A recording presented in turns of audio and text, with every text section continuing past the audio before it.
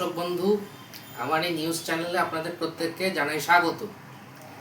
আজ যে বিষয়টি নিয়ে আপনাদের সামনে উপস্থিত হলাম, আপনারা সকলেই জানেন যে 2024 সালে আরজিগড় হসপিটালে এক লেডি ডাক্তারকে ধর্ষণ করে খুন করা হয়েছিল 9 আগস্ট, যেটাকে অভয়াকাণ্ড বলে আমরা সবাই জানি। তো এবারে যে খবরটি নিয়ে আজকে আমি আপনাদের সামনে উপস্থিত হলাম সেটি হলো, আমরা জানতে পেরেছিলাম যে এই যে অভয়াকাণ্ডের সময় বারবার বলা হচ্ছিল যে প্রমাণ লোপাট করা হয়েছে। এই কাজটি যিনি করেছেন সেই যে মহামান্য ব্যক্তি, তিনি আর কেউ নন, ওই পানিহাটি বিধানসভা কেন্দ্র, যেখান থেকে আমরা জানি যে অভয়ার মা এবারে বিজেপি প্রার্থী হয়ে দাঁড়িয়েছিলেন এবং তিনি ভোটে জিতে বিধায়ক হয়েছেন সেখানকার। তো ওই পানিহাটি বিধানসভা কেন্দ্রেরই প্রাক্তন যিনি বিধায়ক ছিলেন, তৃণমূল বিধায়ক নির্মল ঘোষ ওরফে নান্টু, তিনি এই মহান কাজটি করেছিলেন। এবং তিনি যেটা করেছিলেন, অভয়ার দেহ তড়িঘড়ি বার্নিং ঘাটে নিয়ে গিয়ে সৎকার করেছেন। এমনকি তার বাড়ির লোককে, এমনকি তার বাবা মাকে পর্যন্ত তার দেহ উনি দেখতে দেননি। একেবারে তড়িঘড়ি উনি অভয়ার দেহ সৎকার করেছেন এবং প্রমাণ লোপাট করেছেন। আমরা যেটা খবর পেয়েছি যে উড়িষ্যার ওই সম্বলপুরের একটা বিলাসবহুল হোটেল থেকে তাকে গ্রেপ্তার করা হয়েছে এবং ইতিমধ্যেই তাকে ওয়েস্ট বেঙ্গলে নিয়ে চলে আসা হয়েছে। এবার এই গ্রেপ্তারির খবর পাওয়ার পরেই আমরা দেখতে পেলাম যে পানিহাটির মানুষের একেবারে উৎসবের মেজাজ, তারা মিষ্টি মুখ করছেন এবং 1 2 3 4 পিসি চোর, ভাইপো চোর, তৃণমূলের সবাই চোর বলে স্লোগান তুলছেন এবং অনেকে আবির মাখছেন। সেই দৃশ্য এবার আমি আপনাদের দেখাবো।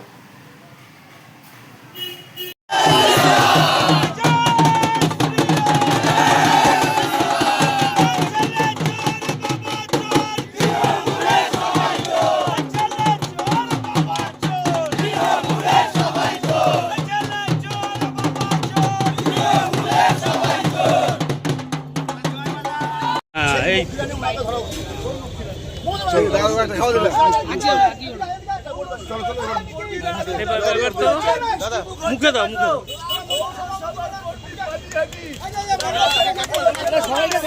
আরে দুরান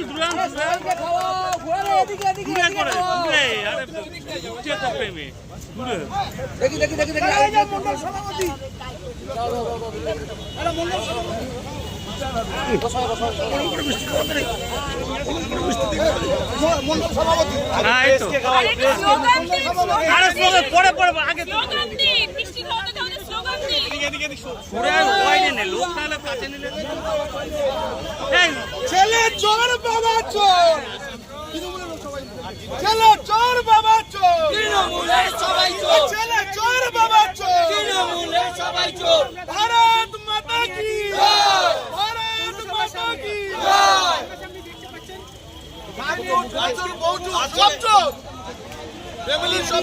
আজকে প্রত্যেকটা বাড়িতে পায়েস বিলি হবে, রাত্রিবেলা পায়েস হবে গোটা পশ্চিমবঙ্গ। এই আনন্দ আজকে পুরো পানিহাটিবাসী না, সারা পশ্চিমবাংলা, সারা পশ্চিমবাংলা।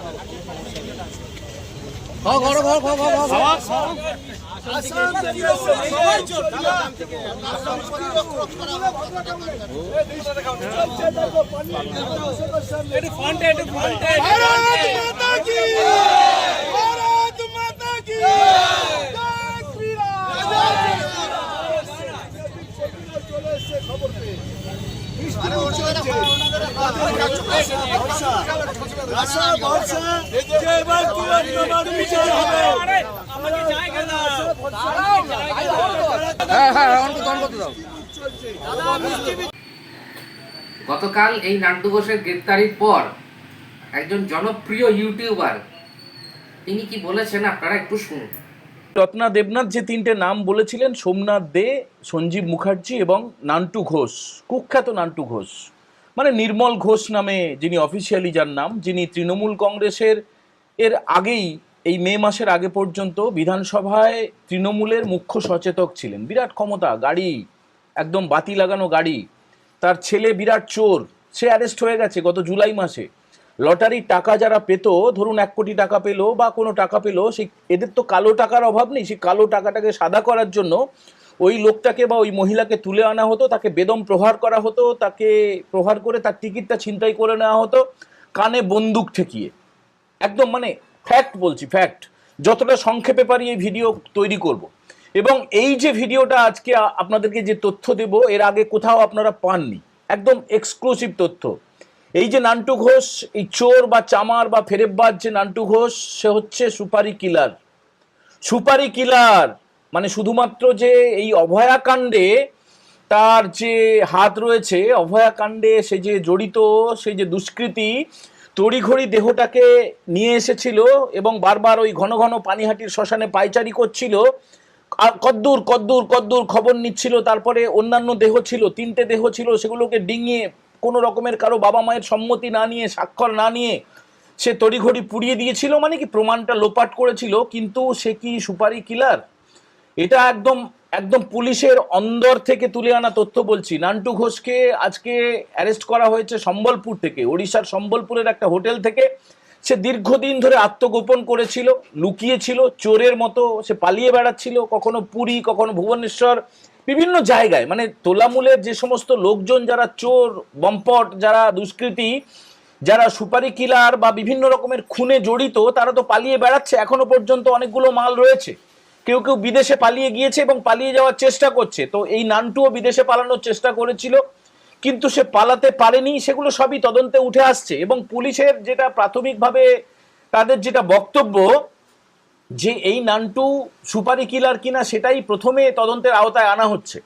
তার কারণ দেখুন, অভয়া বলে যে ডাক্তারটিকে, যে ডাক্তার বোনটিকে, যে জুনিয়র ডাক্তারটিকে, মানে সে তো পোস্ট ডক্টরেট করছিল, এমবিবিএস পাস করে গিয়েছিল, এমবিবিএস পাস করার পরে ডাক্তার হয়ে যায়, তারপরে যারা এমডি করার জন্য পড়াশুনো করে তাদেরকে জুনিয়র ডাক্তার বলা হয়।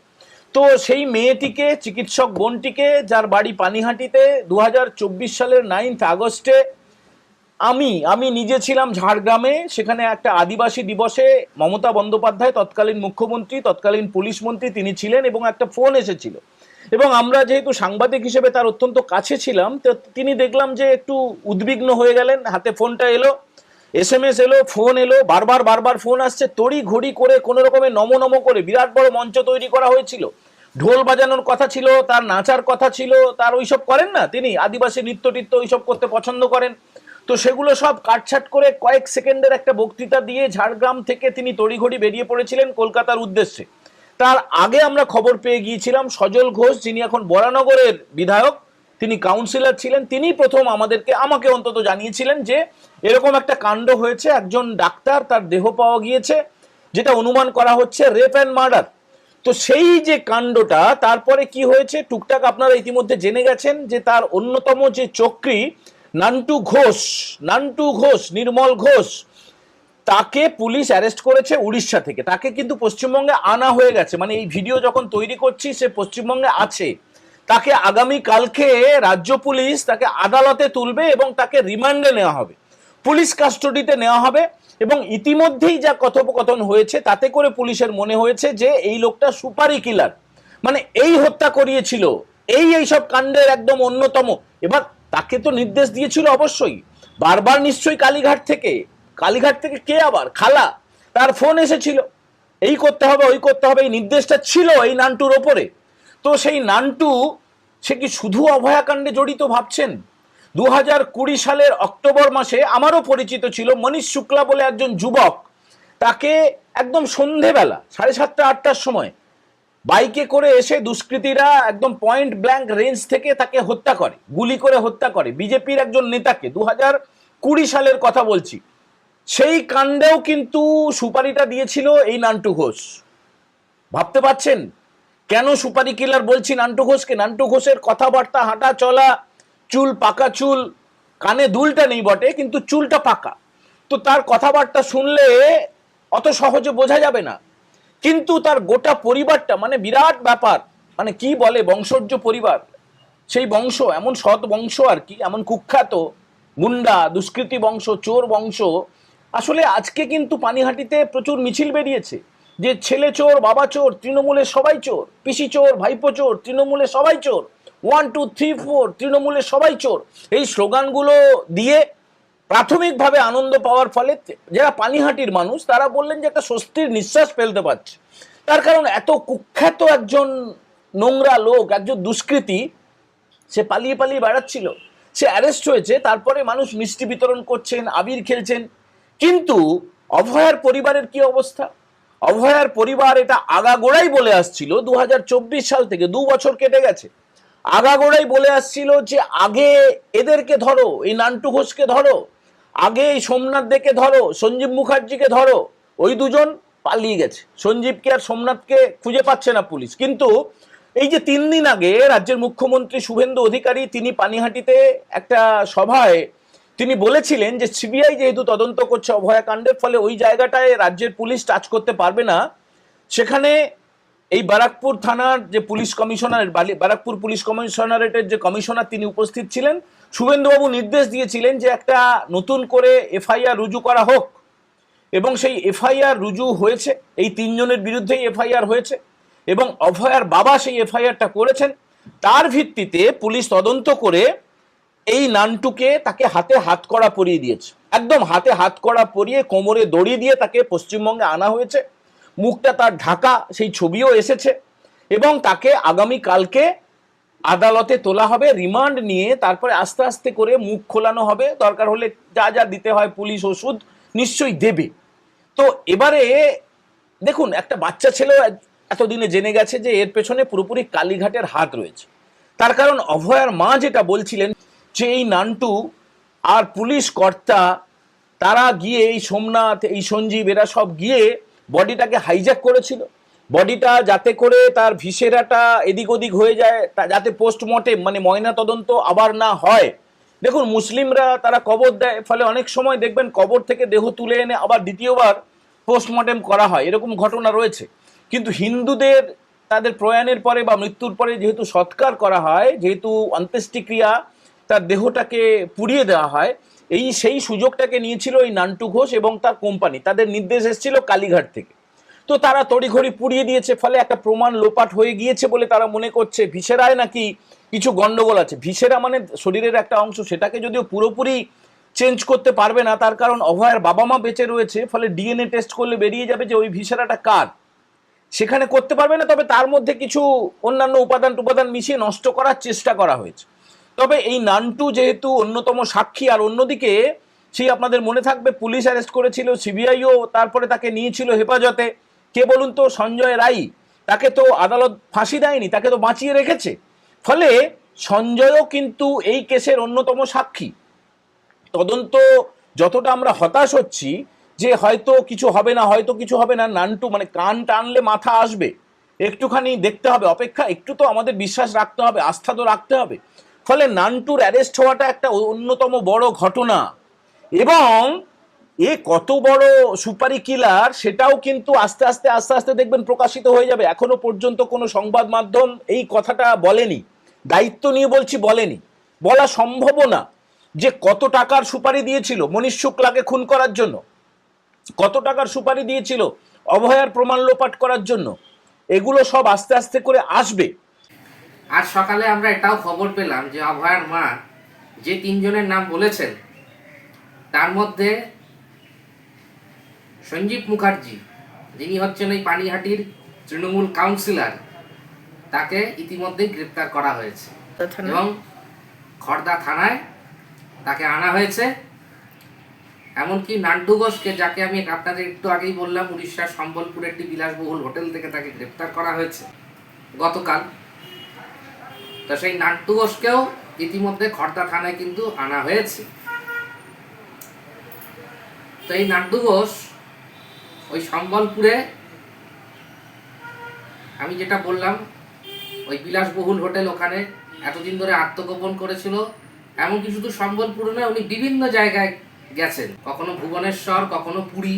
এইভাবেই তিনি আত্মগোপন করেছিলেন।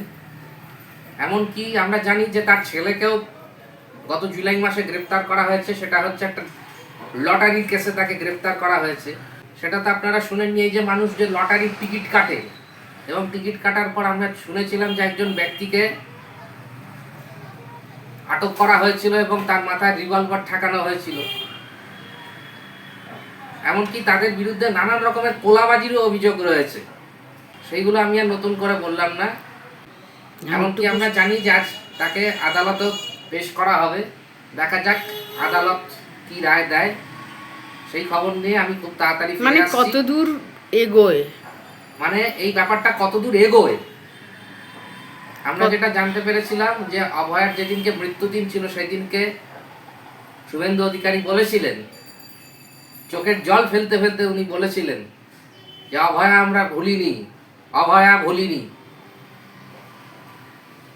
এমনকি আমরা জানতে পারলাম যে অভয়ার বাবা নতুন করে একটি এফআইআর করেছেন এবং তার ভিত্তিতেই নির্মল ঘোষ ওরফে নান্টুকে উড়িষ্যার সম্বলপুরের একটি বিলাসবহুল হোটেল থেকে গ্রেপ্তার করা হয়েছে। সুতরাং দেখা যাক আজ কি হয় আদালতে, সেই আপডেট নিয়ে আমি খুব তাড়াতাড়ি ফিরে আসব। এরকমই খবরের আপডেট পেতে আপনারা আমার চ্যানেলটিকে সাবস্ক্রাইব করবেন এবং পাশে থাকা বেল নোটিফিকেশানটিকে অল সিলেক্ট করে রাখবেন সবার প্রথম নোটিফিকেশান পাওয়ার জন্য। আপনারা সকলে ভালো থাকবেন, সুস্থ থাকবেন। নমস্কার।